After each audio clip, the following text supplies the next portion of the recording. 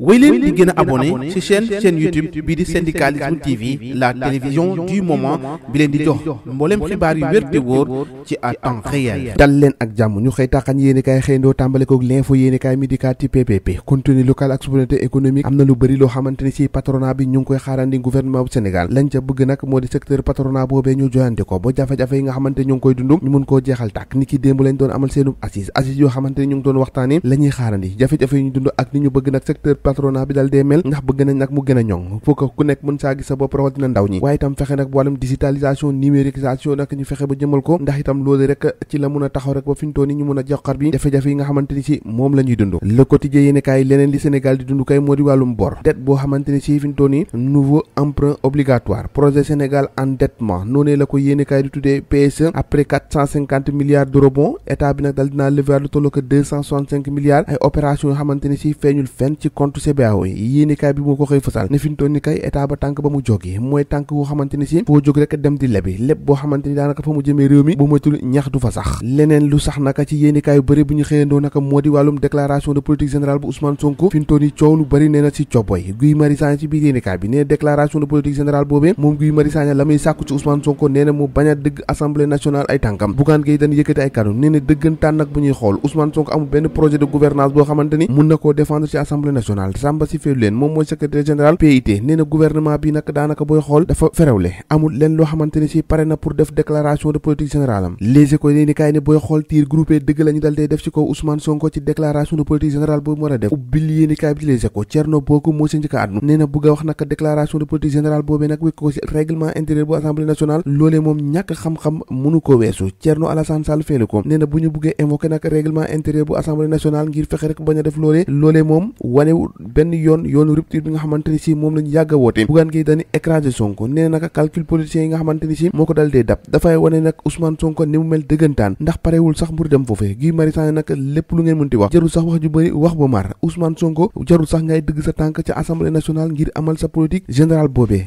toogal fa nga toog enquête yéeni kaay dem di gën a sore ci mbir mi nee na imbaragal yoo nag autour de la déclaration de politique générale bu Ousmane Sonko nee na mbir ma naka moo ngay gën a neewee mbir ma gën naa métti ndax fi mu toll nii ñëpp a ngi ci àddu bëgg nag Ousmane Sonko fi mu toll nii naka dem ci assemblée nationale wax ana naka la war a yoree rek gouvernement boobee Bougane Gueye Dany ñoom Ousseynou Ly bu Pastef nag yëkkati kàddum nee na bu ñu argumenté nag ak béton face à béton des insultes yéeni kaay bi de fi mu toll nii mbir mi nag jaxasoo na de boobee jamono nag ndey mbiri gi di Ousmane Sonko nekkoon maire bu Ziguinchor nag am na ko fa wutu Djibril Sonko moo daal de wutu Ousmane Sonko niki démb lañ ko teg ci siisam gannaaw naka bi nga xamante ni si toog na ab diir démissionné yore naka poste premier ministre joxe nag mairie bu Ziguinchor naka kako fa wutu fi mu toll nii naka yéenekaay bi ne moo di Djibril Sonko surtout quotidien fi mu toll nii bras de fer maanaam joote gi nga xamante ni si moo dox ci diggante collectivité territoriale ak nguuru Sénégal pataas la bu tàng boo xamante ne si dénk nañ ko joomaay de ndax boobu ak léegi gaaya fa ñu taxaw ñu ngi fa taxaw grève bu amul àpp grève boo xamante ni dinaa jeex yéenekaay bi ne fi mu toll nii ndax joomaay dina mën a taxaw rek ngir saafara ñooñu seen ko jafe-jafe lu mu ci doon ne doon na jafe-jafe bu nga xamante ni si moo ngi tàmbalee yàgg de le témoin yéene kaay ne fintoon yi ci kanamu tribunal militaire ni ko ajjuma ji nag ñetti soldats yoo xamante ni si dañ leen di jugé gannaaw naka bi ñu amee ab lëkkaloo ak waa MFDC adjudant Isagna sergent P Badji ak le soldat de première classe naka bu Koli ñoom ñëpp nag lañ doon def lañ leen jàppee boor leen a atti nag moo di dañ doon wax waa MFDC position bi nga xamante ni si foofu la armée bi nekkoon